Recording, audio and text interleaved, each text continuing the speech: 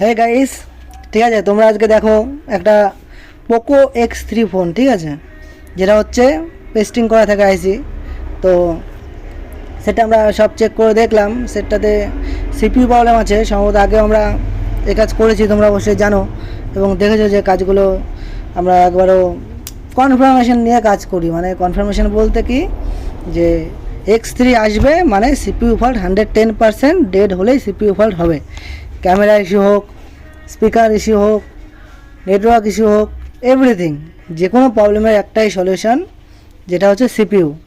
কোন কোন মডেলগুলো? আপডেট মডেলগুলো, যেরকম note ten pro, Poco X2, তারপর আমাদের এখনকার যাবতীয় যে সেটগুলো বেরাচ্ছে কোম্পানি, ওইগুলোর নিচে আমরা জানি যে ব্ল্যাক পেস্টেড করে দিচ্ছে, যার কারণে সেটটি দীর্ঘদিন চলার ফলে তো হয় কি, যে আঠাগুলো গলে সোল্ডিং মিসিং হয়ে যায় কিংবা বলগুলো ড্রাই হয়ে যায়, যার কারণে সেটটি কিন্তু আর ওপেন হয় না, কিংবা ক্যামেরা চলে যায়, নেটওয়ার্ক চলে যায়, যাই হোক এরকম নানা রকম ইস্যু আসে। তো দেখো সেটটি আস্তে আস্তে আমরা পেস্টেডগুলো কাটবো। এখন সাইডের গুলো কাট করে নিলাম। এখন একটা সুন্দর করে একটা হিট প্রোটেকশন টেপ আমাদের লাগিয়ে নিতে হবে। এখানে হিট প্রোটেকশন টেপ না লাগালে হবে কি, যে পাশের আইসিটাও কিন্তু হিট পেয়ে যাবে। ইএমএমসি যাকে বলে, ফ্ল্যাশ আইসি যাকে বলে, যেটাতে আমাদের প্রোগ্রামিং থাকে, তো ওটাতে হিট পেয়ে গেলে কিন্তু তখন আমাদের কাজ 5 মিনিটের কাজ তখন কিন্তু আমাদের 15 মিনিট হয়ে যাবে, কেননা দুটোই তুলতে হবে তখন। তো আমরা ওই ভুল করবো না, এক চান্সে যাতে কাজটি রেডি করতে পারি সেরকমভাবেই কাজটি করব। তো দেখো এখন আমরা সুন্দর করে আইসি রিমুভার যে ব্লেডটা থাকে ওটা দিয়ে কী করে আস্তে আস্তে দেখো আইসিটা তুলি আমরা এখন, ঠিক আছে। সাথে থেকো তোমরা, একদম চোখ সরে না গাইজ, দেখতে থাকো। সুন্দর করে হিট করে, জোর জবরদস্তি করা যাবে না। আইসিটা যখন বলবে, আইসি কিন্তু কথা বলে, যখন বলবে যে আমি রেডি, তুমি আমাকে তোলো এখন, তখনই এটাকে তুলতে হবে। যদি মনে করো না আমি জোর জবরদস্তি টেনে তুলবো, তখন কিন্তু হয় আইসি খারাপ হয়ে যাবে, না হলে মাথার উপরে প্রবলেম হয়ে যাবে। দেখো কোনো জোর দিলাম না, হালকা করে আসতে আইসি কিন্তু আমাকে বললো যে আমি এখন রেডি, আমাকে এখন তোলো, আমি ওঠার জন্য এখন প্রস্তুত। তো আমরা সুন্দর করে হালকা করে কিন্তু আইসিটা তুলে নিলাম। এখন নিচে যেই বলগুলো থাকে, ওই বলগুলো এখন সুন্দরভাবে তাতাল দিয়ে, সোল্ডারের তাতাল ইউজ করি আমরা, ঠিক আছে। তো দেখো তাতাল দিয়ে এখন আমরা সুন্দরভাবে বলগুলো ভেঙে নেব, তারপরে ডিসোল্ডারের মাধ্যমে সুন্দর করে আঠাগুলো ক্লিন করে নেবো একদম, যাতে ব্ল্যাক যে পেস্টেড থাকে পেস্টেডগুলো না থাকে, ঠিক আছে। দেখতে থাকো, ওকে। সেটগুলো খুবই চিপ লেভেলের কাজ হয়, তোমরা সবাই অবশ্যই জানো। আমার ভিডিও যদি দেখে থাকো, না দেখলে চলে যাও আমার প্রোফাইলে, ঠিক আছে। দেখো সিপিইউর কাজ আগেও দেওয়া আছে, বুঝতে পারবে দেখলে। তো আমরা জনগণকে বলতে চাই যে শোনো তোমরা একটু মন দিয়ে, ঠিক আছে। এই যে তোমরা যদি কোনো এরকম আপডেট মডেলের সেট চালাচ্ছ, যেগুলো দেখছো যে সেলফি ক্যামেরা ওপেন হচ্ছে না, কিংবা ধরে নাও যে নেটওয়ার্ক আসছে না, ধরে নাও যে তোমার ডেড হয়ে গেছে, সাউন্ড পাচ্ছে না, এভরিথিং, যে কোনো প্রবলেমের জন্য অ্যানি সলিউশন, মানে যে কোনো সমস্যার জন্য 110% সমাধান হবে, ঠিক আছে। আমাদের দোকান আছে তোমার কোথায়, ইরামবাজার থানার সামনে, তো চলে আসবে অবশ্যই। অনুষ্কা মোবাইল নাম আছে, যে কোনো রকমের সমস্যার কিন্তু সমাধান হয়ে যাবে। তো দেখতে থাকো, আইসিটা কিন্তু সুন্দরভাবে আমরা পরিষ্কার করে নিচ্ছি। এখন নিচের যে আঠাগুলো থাকে, ওই আঠাগুলো পরিষ্কার করা হলো মেন সবথেকে টাফ জিনিস, যেটা করতে গিয়ে অনেক সময় কী হয় কি, যে একে অপরের সাথে বলগুলো জয়েন্ট হয়ে যায়, जॉइंट हो गए ही तक मुश्किल काम तमाम। ठीक है, यही बात है। जो बॉल होता है वो अपने आप से अगर जुड़ गया तो फिर वो अलग नहीं होगा। ये फंडा तो हमें मालूम है, कभी अलग नहीं होगा। तो फिर से हमें बोर्ड को स्क्रैच करके यूवी से फिर से करना पड़ेगा। तो আমরা যাই হোক বাংলায় ফিরে আসি আবার। তো দেখো আমরা ওই ভুল করবো না, একদম হালকা হাতে রিসোল্ডারটি ধরে আস্তে আস্তে দেখো সুন্দর করে বোর্ডটি ক্লিন করব। তো গাইস দেখো সামান্য একটু চুল চলে আসছে আমার মাথার, যাই হোক তো দেখে নাও হেয়ার স্টাইলটা কেমন আছে, কমেন্ট করে জানিও যে হেয়ার স্টাইলটা কেমন হয়েছে। ওকে, ভালো লাগলে অবশ্যই কমেন্ট করে জানিও যে কেমন হয়েছে। তো দেখো আস্তে আস্তে আমাদের বোর্ডটা ক্লিনের মুখে চলে এসছে। ঠিক আছে, দেখো আবার আমরা মেন ক্লিন করি ডিসোল্ডার দিয়ে, ডিসোল্ডার তাতাল এবং রজন তিনটে দিয়ে সম্ভবত আমরা ক্লিন করে থাকি। তো দেখতে থাকো ক্লিন চলছে সুন্দরভাবে, একদম নিচে যেন একটু আঠা না থাকে এরকমভাবে ক্লিন করতে হবে। একটু আঠা থাকলেই কেস ক্লিয়ার, তখন আবার বহুত মুশকিল। কাস্টমার 2 দিন চালাবে সেট, 2 মাস চালাবে, আবার কিন্তু পুনরায় সেই প্রবলেম কাস্টমার ফেস করবে, কোনো না কোনো প্রবলেম। কেননা আঠা একটু থাকলেও কিন্তু সেটা গরম হয়ে ফুলবে।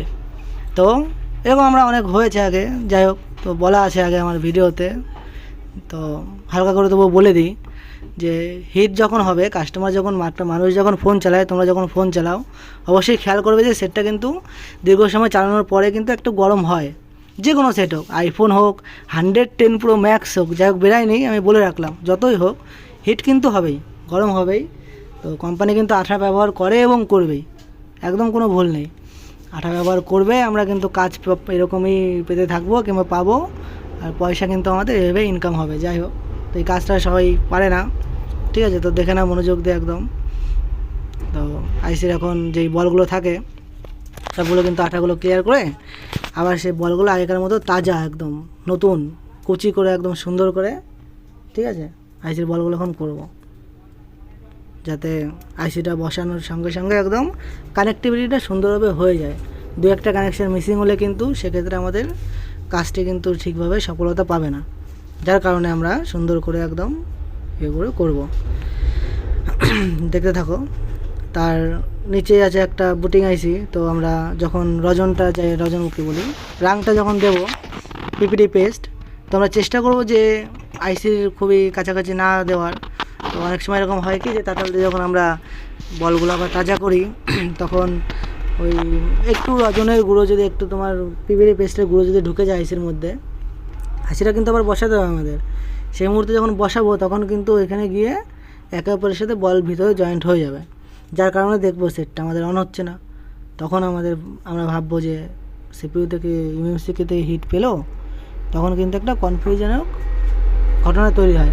1-2বার বল করলাম, ঠিক আছে, 3বারের কিন্তু আর কেউ বল করে না, তো তখন কিন্তু একটা কনফিউশনের সৃষ্টি হয়। তো সেটাই আমরা খুবই লক্ষ্যে রেখে আমরা সুন্দরভাবে কাজটি সাকসেস করে যেন কাস্টমার হাতে দিতে পারি, এরকম একটা চিন্তাভাবনা নিয়ে এই কাজটি শুরু করলাম। তো আমাদের হাতে ডেট খুবই কমই হয়, ঠিক আছে? তো দেখো কি হয়, শেষমেশ তোমাদের সামনে এই কাজটি করছি। দেখো আইসিতেও যেই পেস্টেড বলগুলো থাকে, তো বলগুলো ভেঙে নেব, তারপরে আঠাগুলো পরিষ্কার করব। কেননা আইসির বলগুলো না ভেঙে যদি আমি আঠা ক্লিন করতে যাই, তখন এই যে আইসির গ্লু রিমুভাল যে ব্লেডটা আছে ওটাতে লেগে বলগুলো কী হয় না, ভেঙে যায়। তো সেইগুলো আমরা করবো না, আগে বলগুলো ভেঙে নেবো তাতাল দিয়ে সুন্দরভাবে, ঠিক আছে, ড্রাই করে নেবো একদম। তারপরে ব্ল্যাক পেস্টেরগুলো সুন্দরভাবে পরিষ্কার করে আবার রজন দিয়ে তোমার রাং দিয়ে সুন্দর করে কানেকশানগুলো ক্লিয়ার করে রিভলভ করব। বহুত লম্বা প্রসেস, তোমাদের 17 মিনিট 20 মিনিট 30 মিনিটের ভিডিওতে দেখাচ্ছি, কিন্তু কাজগুলো যারা করে তারা সম্ভবত জানে কিছু না হলেও 40 মিনিট থেকে 1 ঘন্টা সময় লাগে, ঠিক আছে? আমরা যখন প্রথম কাজ করতাম তখন 3 ঘন্টা করে সময় লাগতো, আমার এখনও মনে আছে। একটা সিপিইউ বলে 3 ঘন্টা করে সময় লাগতো। তো এখন আর সেই লেট হয় না, 1 ঘন্টা 40 মিনিট 30 মিনিটে কাজগুলি হয়ে যায়। তো সম্ভবত এগুলো আমাদের ডেলিকার কাজ, প্রতিদিনের সেটগুলো এরকম আপডেট মডেলের সেট আসে। তো এই কারণেই এখন হাতের স্পিড বেড়ে গিয়েছে কাজটি করতে করতে। তো দেখো এখন আইসির বলগুলো আমরা সুন্দরভাবে এখন তাজা করে নেব, যাতে নেক্সট টাইম আবার কোনো প্রবলেম না আসে তার জায়গাতে, ঠিক আছে? সেটাই ভাবনা চিন্তা করে রেডি সবাই করে দিতে পারবে। ওটাই বলার যে রেডি করা কিন্তু কোনো চাপ না, কিন্তু আমরা চেষ্টা করবো যাতে সেটটি কাস্টমার দীর্ঘদিন চালাতে পারে, যাতে 3-4 মাস চালানোর পর সেম প্রবলেম না আসে, সেটাই মাথায় রেখে কাজটি আমরা করছি। দেখো সুন্দরভাবে আবার বলগুলো পুনরায় সে আগের মতো চকচকে করে তুলবো। এখন সব যে ব্ল্যাক পেস্টেডগুলো থাকে আঠাগুলো সবগুলো ক্লিয়ার হয়ে গেছে এখন, ঠিক আছে? তো দেখো এখন আমরা আইসিটি রিভলভ করবো, একদম স্টেনসিল নিয়ে সুন্দরভাবে রিভলভ করবো। দেখো আমরা এখন অরিজিনাল যে স্টেনসিলটা হয় আইসির একদম সেম অরিজিনাল স্টেনসিলটা আমাদের কাছে আছে, তো ওটা দিয়ে এখন বলটা করব। ইউনিভার্সালেও বল হয়ে যায়, কিন্তু ইউনিভার্সালের বলটা সেরকম প্রবলেম চলে আসে, একটা দুটো মিসিং হলে তখন আবার সেগুলো আলাদা করে বসাতে হয়, কিংবা আবার সব ভেঙে নতুন করে করতে হয়। যার কারণে আমরা একদম অরিজিনাল একদম আইসির নেট থেকেই, আইসির যে নেট থাকে অরিজিনাল সেই নেট থেকেই একদম বলটা করবো, যাতে এক চান্সে আমাদের কাজটা হয়ে যায়। তো এটা হচ্ছে কথা। দেখো এখন সুন্দর করে একটু পিপিটি পেস্টটা দিয়ে পিপিটি পেস্টটা আমাদের দিতে হবে, দেখতে হবে যে যেন খুব একটা বেশি নরম না হয় এবং খুব একটা বেশি শক্ত না হয়, মিডিয়াম, খুব একটা জল জলে ভাব না থাকে এবং খুব একটা কড়া ভাব যাতে না থাকে। জল জলে ভাব থাকলে কি হয় যে বল কিন্তু দুটো বল থাকলে বাচ্চাটা কিন্তু বেরিয়ে যায় নেটের উপর দিয়ে, তো ওই প্রবলেমটা কিন্তু পেস্ট নরম থাকলে হয়। তো যার কারণে আমরা একদম কাগজ নেবে গাইস, তোমরা কাগজ নিয়ে সুন্দর করে পেস্টটি কাগজে মুড়ে রাখবে, 1-2 ঘন্টা রাখবে, দেখবে একদম বল হওয়ার উপযুক্ত পেস্টটি কিন্তু রেডি হয়ে যাবে আমাদের। যখন আমাদের পেস্ট কোটোটাকে খুলি তখন একদম পুরো নরম থাকে, যার কারণে রিভলটা সঠিকভাবে আমরা করতে পারি না, হিট দিলেই বল এদিক ওদিক দিয়ে বেরিয়ে যায়। তো সেটাই আমরা দেখে শুনে কাজটি করব যাতে ওরকম কোনো প্রবলেম না হয়, কেননা আইসি এমন একটা জিনিস যেটাতে বেশি হিট দিলে আবার নষ্ট হয়ে গেলে তখন আর এক ঝামেলা, তখন অশান্তির শেষ নেই। মানে একদম সেটটির শেষ বললেই চলে, শেষটি শেষ, সেটটি এখন রেডি হবে না, এরকম একটা ব্যাপার। তো যে সিপিইউ যেটা আছে ওটাই মেন আইসি একটা ফোনের, আমরা সবাই কিন্তু জানি। তো ওই আইসিটাই সেফলিভাবে পেস্টিং কেটে তুলে লাগানোর আমরা চেষ্টা করি, সবসময় করি এবং হয়। তো খারাপ হতো আমাদের এমন না কিন্তু আমাদের হয়তো খারাপ হয়নি, অবশ্যই আমাদের হয়তো খারাপ হয়েছে, কিন্তু সেগুলো বহুত আগের কথা। যাই হোক, তো এখন করতে করতে ওরকম অভ্যাস হয়ে গেছে, যার কারণে সিপিইউর কাজগুলো আমরা করতে খুবই আনন্দ পাই। তো চলো দেখো, কথার সাথে সাথে আমাদের কিন্তু রিভলটা মোটামুটি হয়ে গেছে শেষের দিকে। কিন্তু যেটা তোমাকে বললাম যে আইসির বল কিন্তু বেরিয়ে গেলে, এই ভুলটাই আমি তোমাদের দেখাচ্ছিলাম যে আইসি পেস্টটা সুন্দরভাবে না দিলে কিন্তু বলটি বেরিয়ে যাবে, আর বল বেরিয়ে গেলেই কিন্তু শেষ। ঠিক আছে, আবার আইসিগুলো ক্লিন করে সুন্দরভাবে কিন্তু আবার সেই বলটা করতে হবে। আমাদের খাটনি মানে ডবল, যেটা একবারে হয়ে যায় সেটা কিন্তু আমাদের দুবার বল করে করতে হয়। তো আমরা এরকম ভুল ওখানে করবো না। দেখো রিভলটা সুন্দর হয়ে গেছে, কিন্তু তবুও আমরা নিজেদের কনফার্মেশনের জন্য বলটি একবার কেটে আবার পেস্ট দিয়ে আবার কাটবো। এটা করলে কি হবে, আইসির বলগুলো কিন্তু আমাদের মোটা হবে, যেটা চিকন থাকে, যেই বলগুলো মোটা হয় না চিকন থাকে, ওই বলগুলো সুন্দর কিন্তু মোটা হয়ে যাবে, সমস্ত বলগুলো একরকম হয়ে যাবে, যার কারণে আমাদের বোর্ডের সাথে কিনা সুন্দরভাবে আটকে লেগে থাকবে এবং একে অপরের থেকে মানে ভেঙে যাবে না, একদম বোর্ডের সাথে আইসির বল সুন্দর কানেক্টিভিটিটা পাবে যদি মোটা হয়।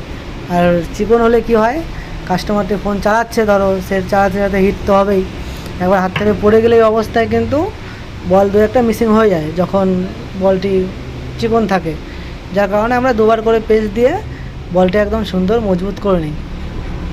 তো দেখো আমরা এরকম সিপিইউর কাজ কিন্তু আমরা সম্ভবত প্রতিদিনই করি, প্রতিদিন 1, 2, 3টে করে করি, কিন্তু গাইজ তোমাদের ভিডিও দেওয়া হয় না। সব ভিডিও কি দেওয়া সম্ভব বলো? সারাদিন দোকানে কাজবাজ করে খুব কষ্ট করে তোমাদের জন্য ভিডিও বের করে দিই। অবশ্যই লাইক কমেন্ট শেয়ার করবে, তাহলে আমরা ভিডিও করতে আরও উন্নত মানের ভিডিও করতে উৎসাহিত হব। তো তোমরা সাথে থাকো এভাবেই যেভাবে আছো, ঠিক আছে? लाइक এবং कमेंट করে বোঝাও যে हम लोग है तुम्हारा साथ, कोई दिक्कत की बात नहीं, ঠিক আছে? তো দেখো শেষের দিকে আমাদের মোটামুটি রিভলটা সুন্দরভাবে হয়ে গেছে, আইসি এখন বোর্ডে বসানোর একদম উপযুক্ত হয়ে গেছে। এখন ঘটনা হচ্ছে যে আমরা যেই বোর্ডটাতে বসাবো আর ভালো করে কিন্তু কনফার্মেশন নিয়ে নিতে হবে বোর্ডে কোনো নোংরা আছে কি না, দরকার একবারের জায়গায় দুবার পরিষ্কার করে নেবো, থিনার কিংবা যেই লিকুইড ইউজ করো কিনা সেটা দিয়ে কিন্তু সুন্দরভাবে একদম ক্লিন করে তারপরে আইসিটা কিন্তু বসাবো। দেখো আমাদের আইসিটা এখন বসাচ্ছি, একদম হিট যখন বসাবো তখন হিটটা খুবই কম দিলে হয়ে যায়, 330-320-তে আমরা আইসিটা বসাই, 340-এ বসালেও সমস্যা নেই, কারণ আমাদের যেই পেস্ট থাকে ওটা অত হিট লাগে না, যার কারণে আমরা আর 320-30 এরকম বসাই, ঠিক আছে? সুন্দরভাবে বসে যায়। আর বেশি হিট দিলে তখন আমাদের সাইডে একটা যেটা এমএমসি আইসি আছে ওটাতে হিট পড়ে গেলে তখন আবার মুশকিল, তো সেটা কিন্তু কেয়ারফুলি মাথায় রেখে আমরা কাজটি করি। দেখো আইসিটা কিন্তু সুন্দরভাবে মুভমেন্ট হয়ে গেছে, এখন আইসিটা আমরা জানি যে কনফার্ম বসে গেছে, তো সেটা আমরা এখন ছেড়ে দেবো একটু ঠান্ডা হওয়ার জন্য। গরম মাদারবোর্ডে যদি আমরা ব্যাটারি কানেকশান দিয়ে দিই তখন সেক্ষেত্রে নানা রকম ইস্যু চলে আসে। একটা বোর্ডে কিন্তু 17-18টা লেয়ার থাকে, ঠিক আছে? তো আমরা যখন হিট দিই লেয়ারগুলো নরম হয়ে যায় এবং সেই লেয়ার দিয়ে কিন্তু বহুত হাজার অসংখ্য লাইন কিন্তু যায়, ইন্টারনাল লাইন যাকে আমরা বলে থাকি।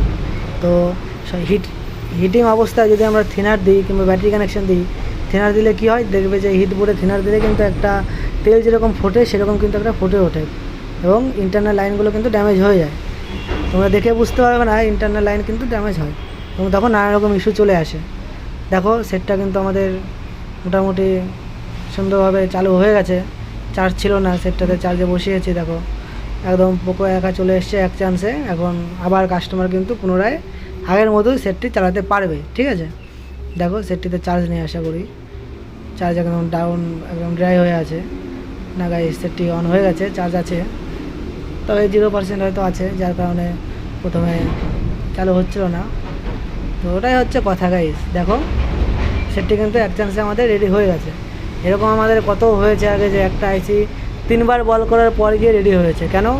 কেননা নিচে যদি কোনো আঠা হালকা থেকে থাকে, সব কানেক্টিভিটি যদি ঠিকঠাক না পায়, তখন কিন্তু হয় সেট চালু হবে না, না হলে স্পিকার বাজবে না, না হলে সিম কানেক্ট নেবে না, নানা রকম ইস্যু এসে থাকে।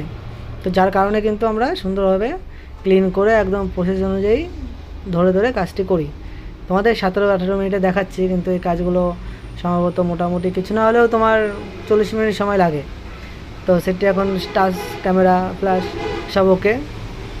তো গাইজ এরকম যদি তোমাদের Poco X3 pro, note ten pro, note 10 pro max, এগুলো যে রানিং মডেলের সেটগুলো আছে, যে উন্নত মানের সেটগুলো আছে, আপডেট মডেলের সেটগুলো, সেগুলো যদি প্রবলেম হয় তো অবশ্যই আমাদের সাথে যোগাযোগ করবে, ঠিক আছে। আমাদের দোকান আছে তোমার ইলামবাজার থানার সামনে, অনুষ্কা মোবাইল। সব রকম যে কোনো মোবাইল সংক্রান্ত যাবতীয় সলিউশন এখানে হবে। সফটওয়্যার হার্ডওয়্যার থেকে শুরু করে যাবতীয় মোবাইল রিলেটিভ সব সমস্যা কিন্তু এখানে সমাধান হয়ে যাবে। যত্ন সহকারে সুন্দরভাবে কাজটি করা হবে। তো সেট কিন্তু আমাদের এখানে রাখা হয় না, তোমরা যখনই আসবে 1 ঘন্টা 1.5 ঘন্টা সময় নিয়ে আসবে, দাঁড়িয়ে থেকে কাজটি করে নিয়ে যাবে, ঠিক আছে। একদম হ্যান্ড টু হ্যান্ড ডেলিভারি। তো দেখো আমরা কাজটি রেডি করেছি, কিন্তু সবথেকে গুরুত্বপূর্ণ কাজ যেটা, রেডি করার পরেও কিন্তু আমাদের কাজ হোক বা না হোক, বোর্ডটি কিন্তু আমাদের ওয়াশ করে দিতে হবে। সেটটি কিন্তু যত সুন্দরভাবে আমরা পরিষ্কার করব ততদিন বেশি চলবে।